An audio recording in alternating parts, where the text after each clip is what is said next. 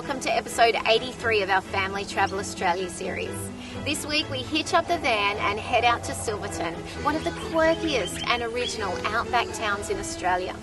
We camp off-grid at a camel farm and get to know one of the friendliest and most curious locals we've ever met. We experience a breathtaking outback sunset tour and soak up the history of the region through a number of local experiences. But the highlight would have to be our visit to the Mad Max Museum, where we got to have a chat with Adrian and hear his intriguing story of how this blockbuster film series inspired him to pack up his family and move from the other side of the world to the Australian outback. Plus, we announced the winner of our ultimate feel-good road trip giveaway. Be sure to subscribe and join us for all of the adventure.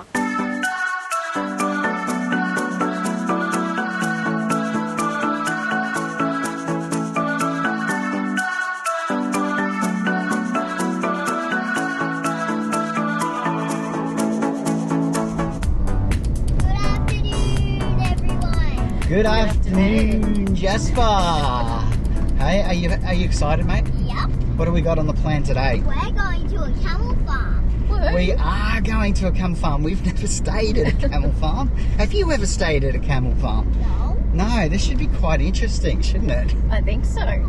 We'd been to Daydream Mine and we zipped out to Silverton the other day and we went, this is super cool. We've got to spend a couple of nights out here. So we're going to visit the camels, go back, visit the pub. There's a few other very unique and interesting characters and stories. A lot of history out here too, right? Yes, it sure is. All right, are we ready to have some fun? Yep. All right, let's do it. Bye.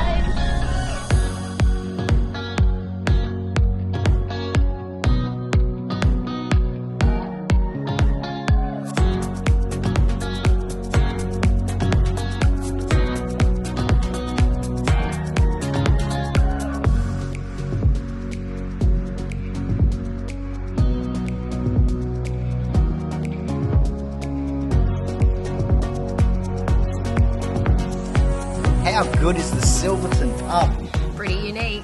Actually, this whole town is so quirky and it is an original outback town.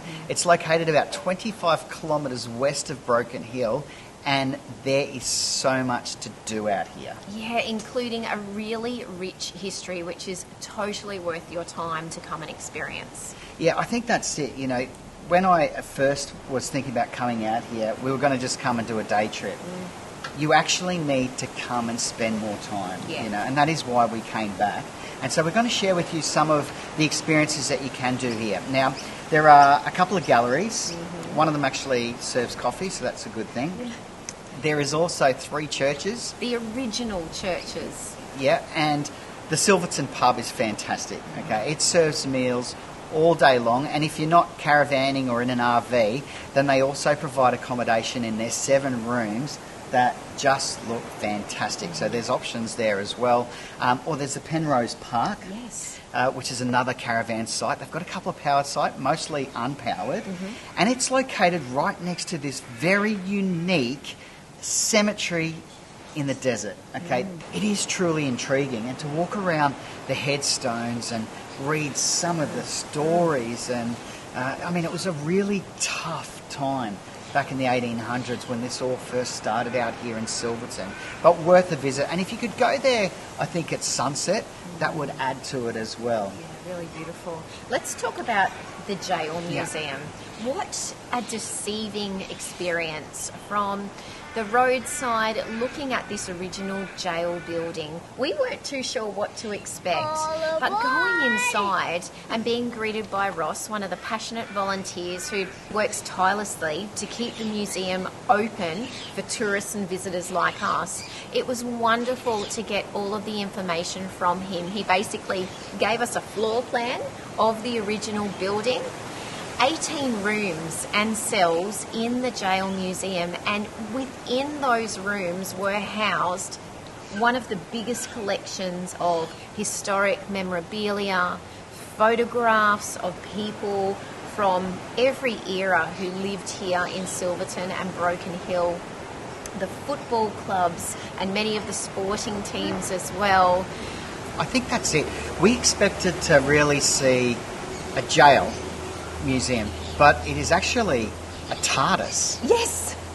It is so jam-packed. I mean, 18 rooms full of history. You could go back and see something new every day. Yeah. It is quite amazing and worth a visit. And again, because it's volunteer-led, it is so obvious how passionate these historians from the Historic Society are about this place. Okay, next we stopped in to the school museum.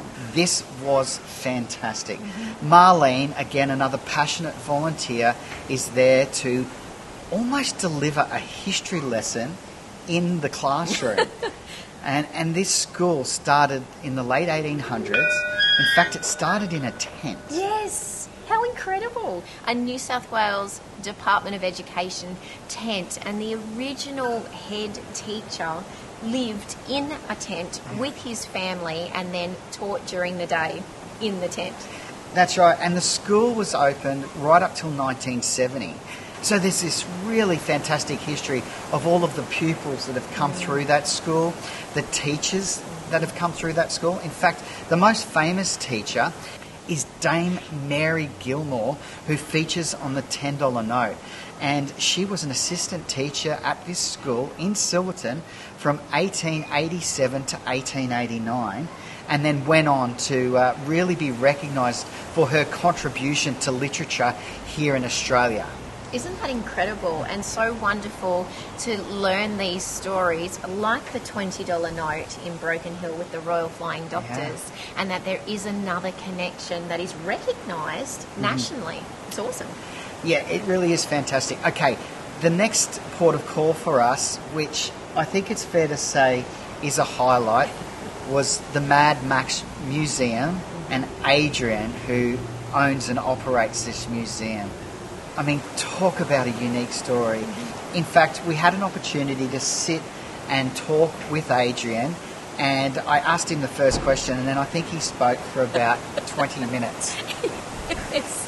But to hear, I think, where I thought he was going to go from being this absolute mad pom to actually being a very passionate man, and to share his story about packing up his life with his wife Linda and their two boys and moving from the north of England to the most contrasting climate and landscape you could find on earth here in Silverton is worth watching, and that'll be at the end of the episode. Yeah, awesome. Back to the museum, it is so jam-packed with images from the films, including Fury Road, artefacts, costumes, and then the muscle car collection that they have out the back is really fantastic. And Jasper just loved getting out there to check out all of those wonderful displays. I just found that so fascinating, listening to Adrian's story and really getting an understanding of what has driven him to create this incredible homage to Mad Max, the movies, out here in this incredibly remote and outback location. It is that. He has created a legacy. Yeah, okay. Now, if you're coming out to Silverton, we would recommend don't just come out for a half day or a day visit, because everyone says the same thing when they leave here. Oh, I didn't know there was so much to do. You know, I wish we had longer. Or they actually don't get to do everything here. So there really is plenty to do. Give yourself a couple of nights out here. There is ample accommodation, and you will be able to really immerse yourself and make the most of this very unique outback town. So right behind us at where I'm sitting at the moment was the first hotel. It was built in 1884. It was a timber and iron structure, and that was when Silverton was starting to be formed, and there were buildings and hotels going up everywhere. The same year, the same developer decided to build this nice big two-storey unit, and that's where we have some ruins that we've kept as part of that history, and that was built in 1884 too. And our claim to fame with that is that we're BHP. The actual formation of the company back in July 1886 happened in the Silverton Hotel. So we put our hand up to claim that we are the birthplace of BHP. It's a go-to venue, and you could be, to a lot of people, especially a lot of city folk, you could be out in the middle of nowhere. So if you want to get that experience, no McDonald's, no Subways, no servos, but just pure outback pleasure and history. We're seeing 120,000 plus visitors a year now, and our year will tend to runs with the tourism travellers, so it will tend to run from March through to November, and then it gets a bit hot. But even through the summertime, the bloody beer's cold, mate, so you don't need to worry about the heat. And it's good tucker, mate, good bush tucker. Old bangers and mash and rissoles and gravy, you know. A lot of people haven't had that since they left home.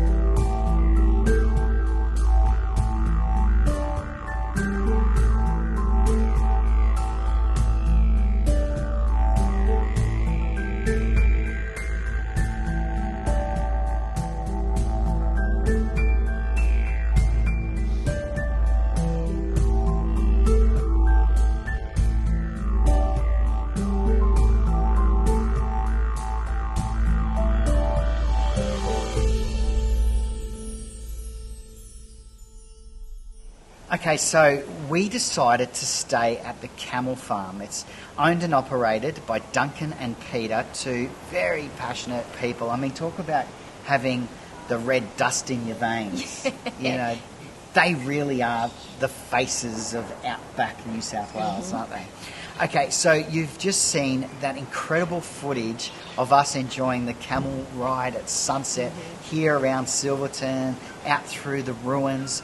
It was fantastic, and if you are coming out here and you're able to stay overnight, make sure you add that to your list. Yeah, definitely. And what's great is that they offer a variety of different camel experiences. So everything from a 10-minute camel ride right through to their famous sunset camel ride, which the scenery, that sunset that we got spoilt with was just incredible and so worth it. And of course, Duncan and Peter are really knowledgeable about the history of the cameleers in Australia as well. So Jasper and I learnt so many cool facts about the people who traversed our deserts and, you know, made Silverton their home all those years ago as well.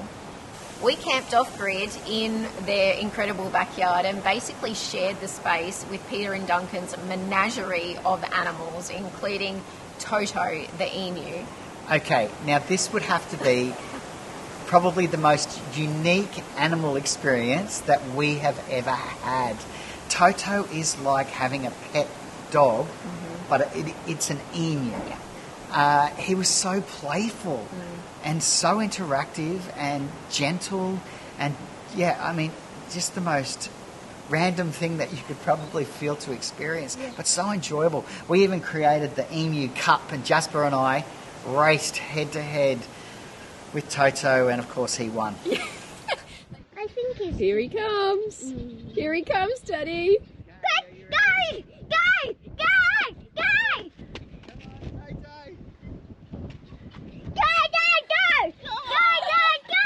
He's running his own race.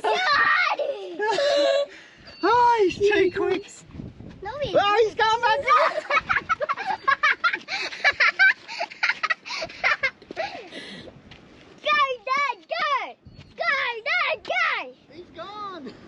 He's like, no, I won that race. I'm out of here. Wow. Can you say you've ever raced an emu before, Dale? You got 3 trophies, and Toto got I need to do one that a bit added more often, I think. chocolate. Toto got one added chocolate. They also have deer, they have sheep, alpacas, chickens, ducks, and of course there are 9 camels that live on site and call the farm home as well. Now you can also stay on site in their cottage, which sleeps up to 6 people, and it is beautifully laid out in there. So that's an option as well if you don't have an RV. And they do have some pretty big plans to put another cottage on site and increase their facilities and the amenities to provide camping for every type of traveller. So stay tuned for that. Yeah, it really is an authentic farm stay experience in, again, this unique and incredible outback town. I tell you what, the stars at night were unbelievable, and we'll wrap this up here to leave you with a night star lapse that we did capture during our stay on this wonderful property.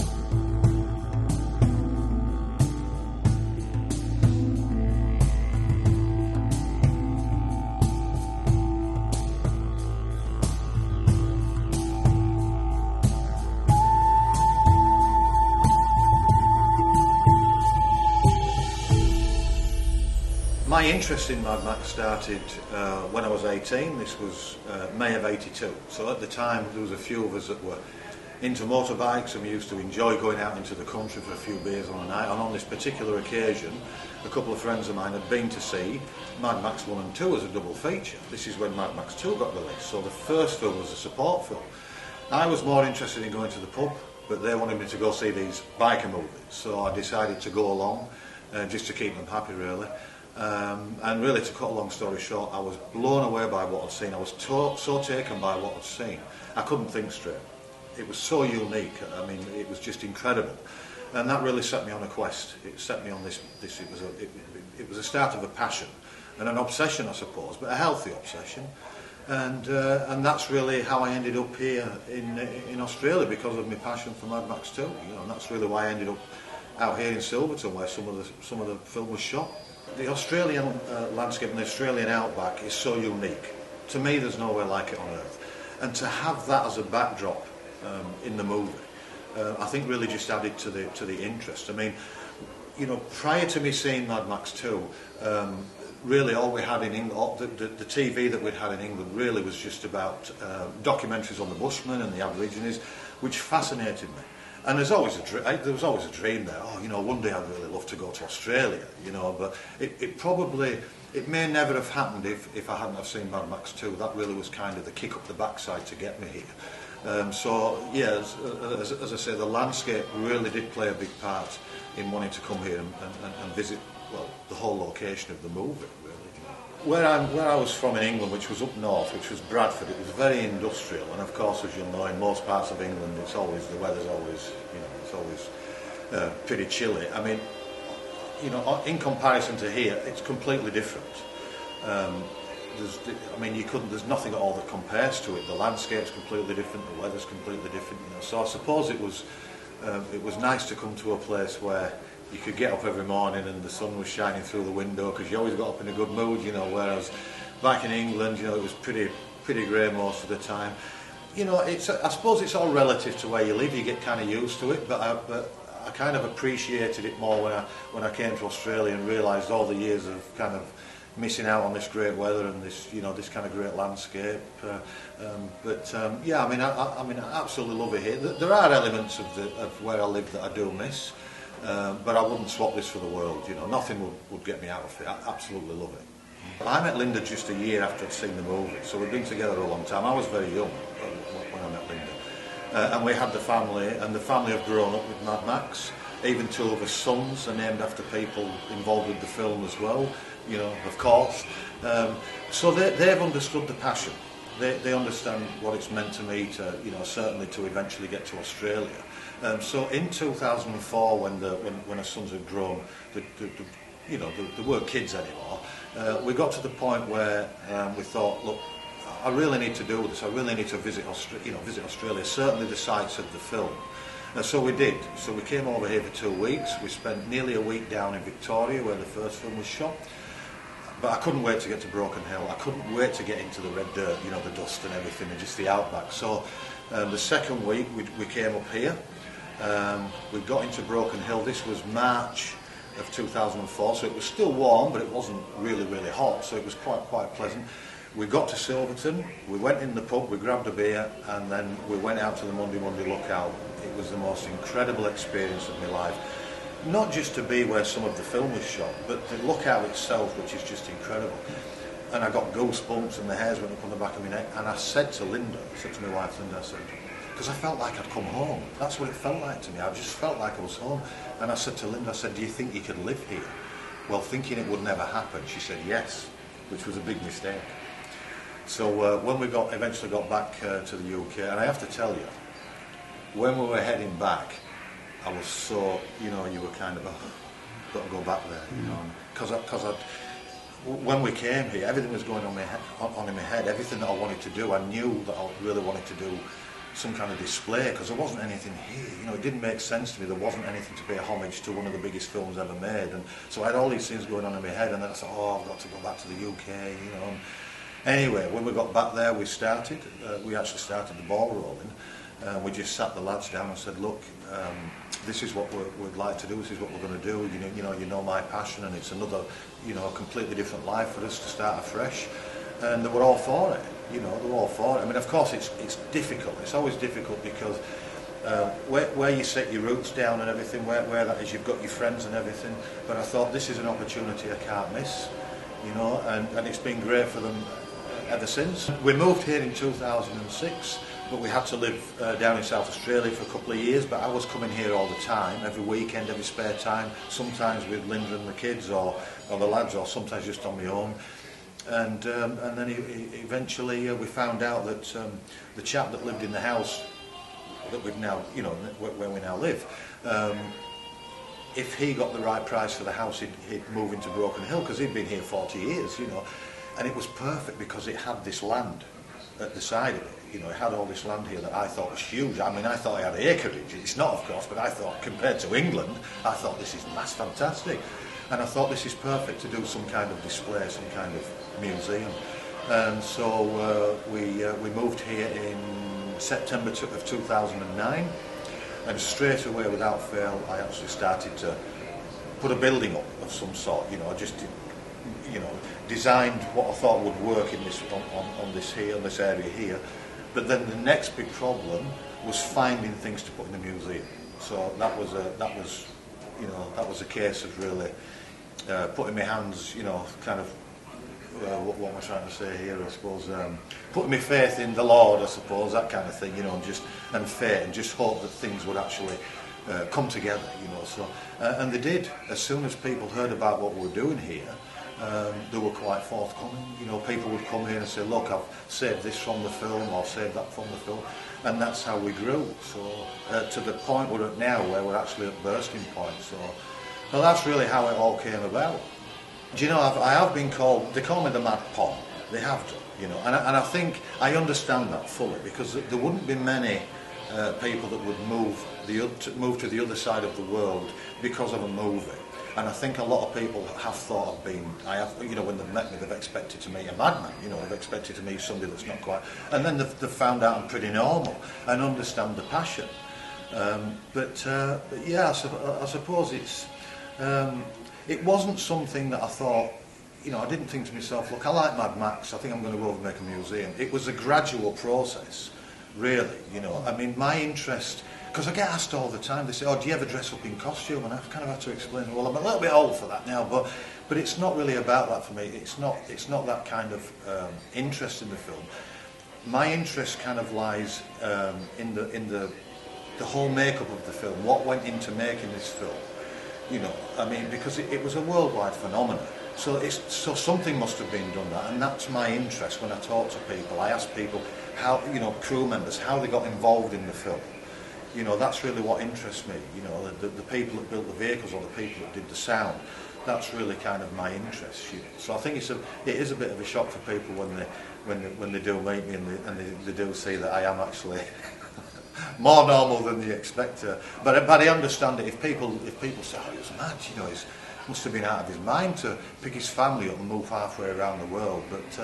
But that's now I understand now that's where the passion was heading. It was heading here to be in this beautiful place out here, you know. So and the people you meet that come through the door, you just never know who you're going to meet. We've met some wonderful people and made friends through that as well. It's been an exceptional journey, and I wouldn't change it for the world. I wouldn't change anything for the world. And do you know, it's funny. You know, when you hear the saying, "Oh, life starts," you know, life begins at 40 and that, and you never really understand what that means. Well, why would life start at 40? Do you know something? I moved. We first came on holiday, 2004. I had my birthday, my 40th birthday, back then, and we moved to Australia when I was 42. So we've been here now for what is it now? 15, 16, nearly 16 years, I think, is it? And it's been the best time of my life. So now I fully understand what they mean when they say life starts at 40. I wouldn't change this for anything, absolutely.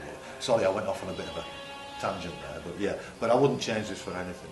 I'm where I want to be, doing what I want to do, and just enjoying life. I must say, if I had any complaints, I would have to have a word with myself, because I've got no excuse to complain about anything. So life is really, really good here.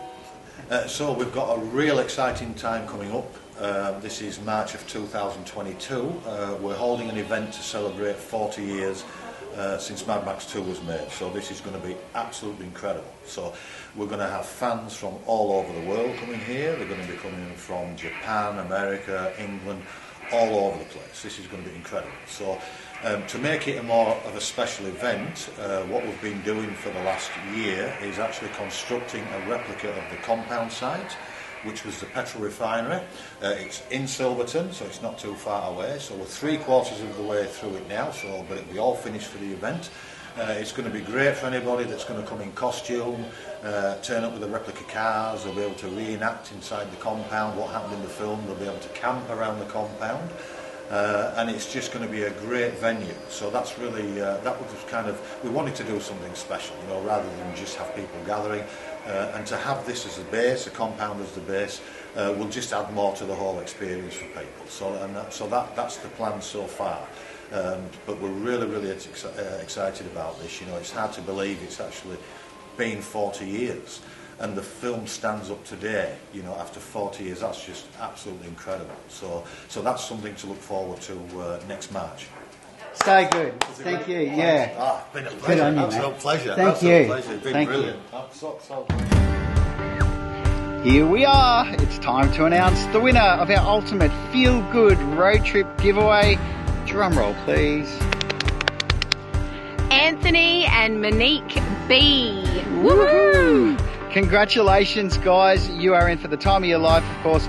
That wonderful Apollo motorhome trip coming your way, the GoPro 9, the accessories, and loads of other goodies. You are going to have an absolute ball capturing all that fun. We will be in touch with you. For everyone else, thank you so much for entering and for being a part of our community. We have got loads more coming your way. The best destinations, places, smiling faces, experiences, you name it. And loads more giveaways. Yes, we have indeed. For now, from the Murray River, happy Easter. Thanks, guys. See you soon.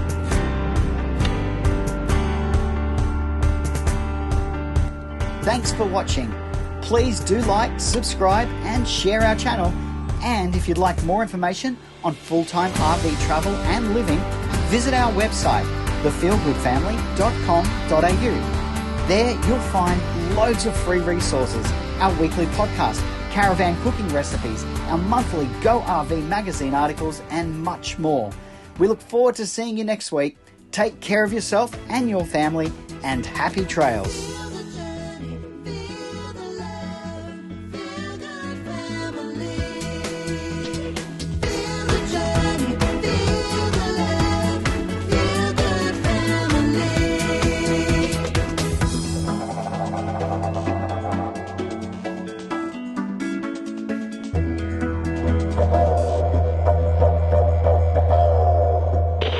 Look at the first iPad.